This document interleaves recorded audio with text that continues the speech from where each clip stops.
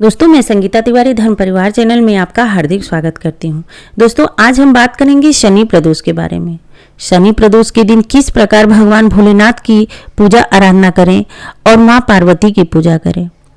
दोस्तों, शनि प्रदोष के दिन किस नियम का पालन करें। जो लोग पहली बार व्रत का शुरुआत करना चाहते हैं वो किस नियम का पालन करें वो बताएंगे। दोस्तों, शनि प्रदोष की पूजा किस समय सबसे पुण्यकारी होता है वो भी जानेंगे और इस व्रत से कौन कौन से लाभ प्राप्त होते हैं। दोस्तों, यह वीडियो बहुत ही खास है और वीडियो पसंद आए तो कमेंट बॉक्स में ओम नमः शिवाय अवश्य लिखिएगा। दोस्तों, प्रदोष व्रत महीने में 2 बार आता है, एक कृष्ण पक्ष का और एक शुक्ल पक्ष का। त्रयोदशी तिथि के दिन रखे गए व्रत को प्रदोष व्रत कहा जाता है। यह प्रदोष व्रत कभी सोम को पड़ता है, कभी मंगल को, कभी शनि को, कभी गुरु को। अगर यह 13 में प्रदोष व्रत शनिवार को पड़ता है तो उसे शनि प्रदोष करते हैं। सभी का पूजा एक समान है। तो दोस्तों, जो लोग भी यह व्रत रखना चाहते हैं उनसे हम रिक्वेस्ट करेंगे कि आप पहले नियम को जान लें तभी यह व्रत का शुरुआत करें। जैसे पहला नियम है कि जब भी प्रदोष का व्रत शुरू करें तो उस दिन शनि प्रदोष हो, जैसे शनि सोम से ही शुरू करें, या सोम प्रदोष हो या शनि प्रदोष हो तभी शुरू करें, नहीं तो श्रावण मास में से शुरू करें। कोशिश करें कि श्रावण मास में सोम शनि पड़े तभी शुरू करें। खर मास से कभी भी व्रत का शुरुआत ना करें। दूसरा नियम है कि प्रदोष व्रत में नमक का सेवन नहीं करना है। दोस्तों, तीसरा नियम है जो सबसे महत्वपूर्ण है कि भगवान शिव का प्रदोष की पूजा गोधूली बेला में करना चाहिए। शाम को प्रदोष वाले दिन, प्रदोष के टाइम जब 5 बजे से 7 बजे के बीच में सूर्य अस्त हो, रात्रि प्रवेश करे, उसी समय यह इस पूजा का विशेष महत्व है। अगला नियम है कि व्रत सूर्योदय से सूर्यास्त तक रखना है। उसके बाद आप एक अन्न जैसे दूध से बना खीर, दूध रोटी या फिर कुछ भी ग्रहण कर सकते हैं, जल फल भी ग्रहण कर सकते हैं।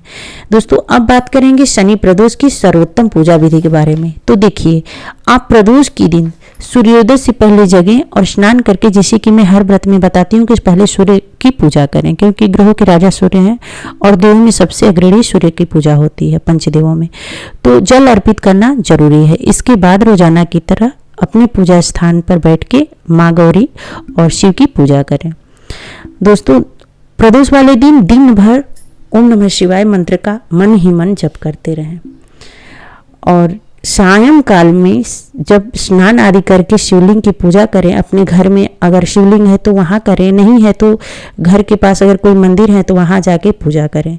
मतलब दोस्तों, शनि प्रदोष का व्रत शनि प्रदोष के दिन यही प्रदोष काल में ही पूजा करने का विशेष महत्व है। जैसे जल, बेलपत्र, काली तिल, मंदार पुष्प सब लेके शिवाला में जाके अर्पित करें।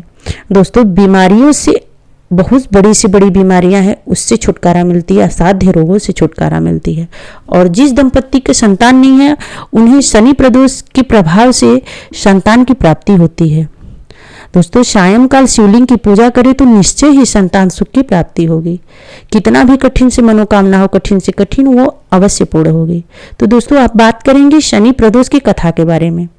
एक नगर में एक सेठ रहता था। वो सेठ धन वैभव से संपन्न था, अत्यंत दयालु था। उसके यहाँ से कोई भी खाली हाथ नहीं लौटता था। वो सभी को जी भर के दान दक्षिणा देता था, लेकिन वे एक वजह से बहुत दुखी था कि उनको कोई संतान नहीं था। एक दिन उन्होंने तीर्थ यात्रा पर जाने का निश्चय किया। वो कुछ दूर गए तो उन्हें एक विशाल पेड़ दिखा और एक साधु महाराज दिखाई दे। वे दोनों पति पत्नी साधु महाराज से आशीर्वाद लेने उनके पास गए। साधु की समाधि टूटने तक परीक्षा करने लगे। जब प्रतीक्षा करने लगे तो बहुत देर के प्रतीक्षा करते रहे। कुछ देर के बाद साधु महाराज अपनी समाधि तोड़े और मुस्कुराते हुए बोले, हे सेठ, तुम्हारे दुख को समझ रहा हूँ। मैं तुम्हारे धैर्य और भक्ति से अत्यंत प्रसन्न हूँ। साधु ने संतान प्राप्ति के लिए शनि प्रदोष व्रत करने को कहा। साधु ने कहा, शिव पार्वती की पूजा शनि प्रदोष के दिन करने से और शनिदेव की पूजा करने से तुम्हें उत्तम योग्य संतान की प्राप्ति होगी। साधु से आशीर्वाद पाकर, पूजा विधि जानकर वह सेठ सेठानी तीर्थ यात्रा पर निकल पड़े। दोस्तों, तीर्थ यात्रा से जब दोनों घर वापस लौटने लगे तो साधु के बताने के अनुसार विधि विधान से दोनों लोग शनि प्रदोष का पूजा आरंभ कर दी। व्रत के कुछ ही दिन बाद सेठ की पत्नी को शनि प्रदोष के प्रभाव से एक सुंदर पुत्र की जन्म लिया।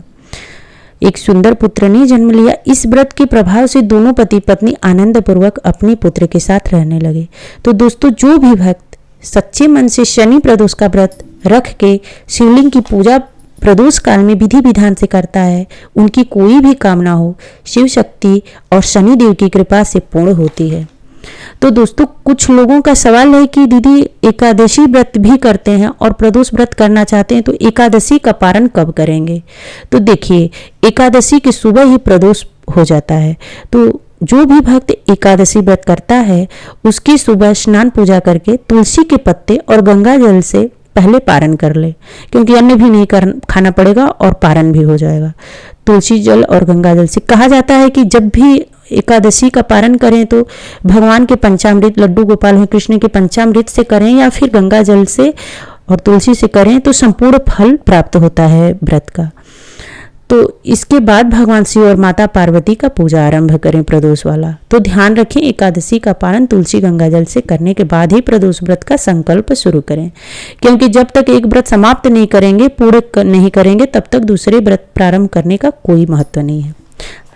तो दोस्तों, शनि प्रदोष की दुर्लभ संयोग बनते हैं जब तेरस के दिन, तब आप कुछ विशेष उपाय कर सकते हैं जिससे आपके जीवन में कुछ परेशानियां हैं वो समाप्त हो जाएंगी। देखिए, आप शनि प्रदोष के दिन भगवान शिव और शक्ति की पूजा आराधना करते हैं।